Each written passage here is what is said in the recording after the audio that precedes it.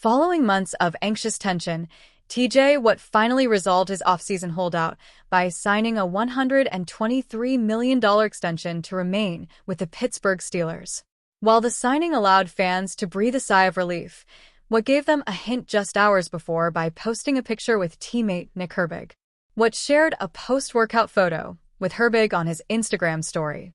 While not at the Steelers' facilities, the picture gave fans hope that his re-signing was imminent, which it proved to be in just a matter of hours. Watt and Herbig have been teammates for the last 2 seasons, since Pittsburgh selected the latter in the 4th round of the 2023 NFL Draft. Since then, they have led one of the league's best pass-rushing units on the Steelers' defense, along with Alex Highsmith. Watt, Highsmith, and Herbig combined for 25.5 sacks in 2024.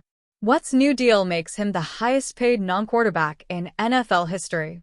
That record has been broken numerous times in the 2025 offseason, with the 30-year-old linebacker now owning that honor. Watt, who is quickly approaching the end of his physical prime, will now officially report to the Steelers' training camp. As the team's top returning defender, Pittsburgh now expects him to lead an elite defensive unit in 2025. Coming off another solid season, the Steelers return top defenders Watt, Highsmith, Herbig, Cameron Hayward, and Joey Porter Jr. They added Jalen Ramsey, Derek Harmon, Darius Slay, and Juan Thornhill in the offseason to improve themselves in 2025. The focus of the Steelers' upcoming season will be on the free agent signing of Aaron Rodgers, but Pittsburgh will go as far as its defense takes it. They are coming off consecutive 10-win seasons, but have failed to advance past the wild card round since they secured a first-round bye in 2017. Pittsburgh Steelers star defender Cam Hayward was not a fan of Aaron Rodgers' drawn-out free agency and publicly said as much while it was happening, which could have made things awkward when Rodgers finally agreed to become Hayward's teammate. But to hear the star defender tell it, that hasn't happened at all. Appearing on Wednesday's episode of The Rich Eisen Show, Hayward gave an early review of Rodgers as a Pittsburgh teammate. He said the quarterback has bought in and that he is excited to work alongside him. It just felt like he has bought in, and it worked out for the best, Hayward said, per Pro Football Talk. I know sometimes we live in a society where we want things now, but patience has a way of paying off. And to now see he's a Pittsburgh Steelers and just him walking through the locker room asking questions how we do things. He's bought in, and that's all I can ask for a quarterback. As a teammate, I'm excited to go work with him. A bit of a different tone than back in March, when Hayward expressed frustration with all the rumors surrounding his team and Rodgers, saying he wouldn't be doing that darkness retreat before proclaiming it didn't matter to him whether Rodgers came to Pittsburgh or not. But it seems the QB has won Hayward over quickly. It's shaping up to be an interesting year in Pittsburgh, but sounds like anyone hoping for friction between Rodgers and one of the faces of the franchise will be disappointed. Former Pittsburgh Steelers OLB James Harrison is a team legend and in the team's Hall of Honor.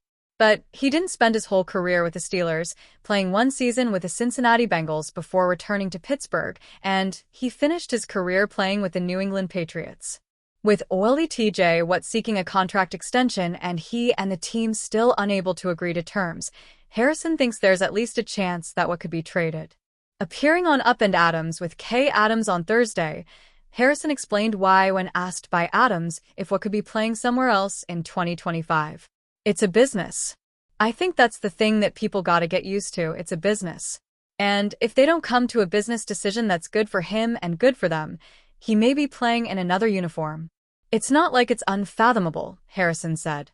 Given how the Steelers have built their roster for this season, it would be a pretty major surprise if they traded Watt.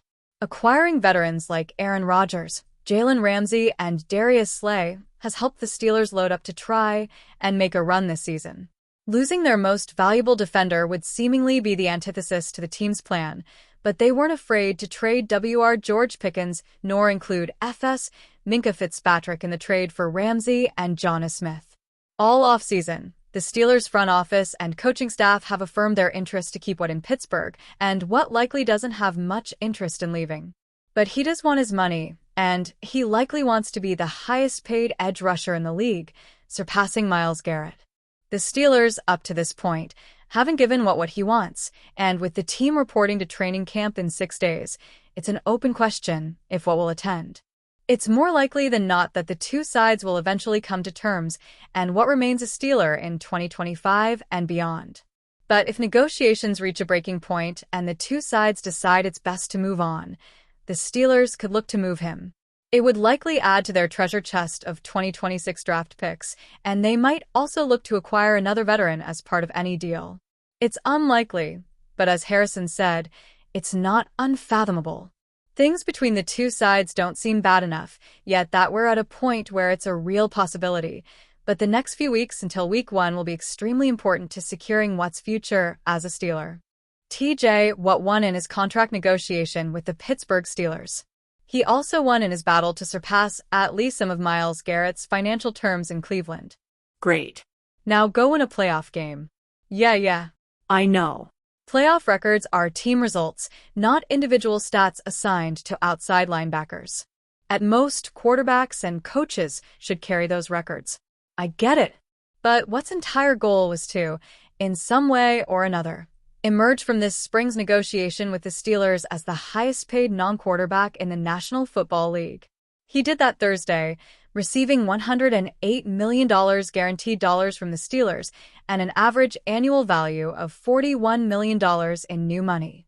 For context, half of the NFL's starting quarterbacks make less than $41 million AAV. Patrick Mahomes' AAV is $45 million, 15th among quarterbacks. So I'm going to use a little attitude and assign some quarterback-level responsibility to Watt. After all, it's the second time in his career Watt has garnered that title as highest-paid non-QB in football. However, his next playoff win would be his first. Oops. There I go again. If you're getting the impression that I'm being a bit snide and cynical about this extension for Watt, good for you. I was hoping you'd pick up on that. It has nothing to do with who Watt has been as a player. He's been fabulous. A Hall of Famer. I just worry about how great he can continue to be. I don't see the wisdom in giving an outside linebacker $108 million in guaranteed money as he is about to turn 31 years old, coming off his least productive full season since his rookie year. Not when he had another year to go on his contract. Not with the leverage of the franchise tag. Not with the ability to go full rebuild after this year, with a ton of looming cap space that just got significantly absorbed. Not with Watt's previous statements about wanting to be part of the solution in Pittsburgh. I guess the sincerity of those statements only extends as far as 1 year removed from whatever the end of his contract is. Huh? I mean, are we going to do this again in the spring of 2028, going into the final year of this new contract? Or is he just going to announce his retirement a year out? Watt's older brother, JJ, is a franchise icon with the Houston Texans. He ended up playing his last 2 years in Arizona. Let's not be naive about the whole one-helmet guy thing. This contract doesn't assure that. Granted, Steelers fans do love that kind of thing. They loved it about Ben Roethlisberger, Hines Ward, Heath Miller, Troy Polamalu, and a whole bunch of guys from the 1970s. No, it's not everything. See Alan Faneca, Joey Porter, Franco Harris, and Rod Woodson, among others. But it counts. Not to belabor the point, but so do playoff wins. With the exception of his first half against Kansas City in the 2021-22 postseason, Watt has either been injured or ineffective in the playoffs and late in the regular season, as the Steelers have failed to win a postseason game in each of the 8 years since he entered the league. Watt has to wear that just like every quarterback or non-quarterback that has been through Acrisure Stadium since 2016. People remember that stuff forever. They quickly forget who the highest-paid player was for any span of time. In Watt's case, that span could be a matter of just days or weeks until Micah Parsons signs his new contract in Dallas. Parsons, Garrett, and Watt could probably combine their contracts and buy a small country. They can't buy a Super Bowl ring, though. If any of the three of them ever get there, I'll surely remember that more than whoever ends up with the biggest bank account.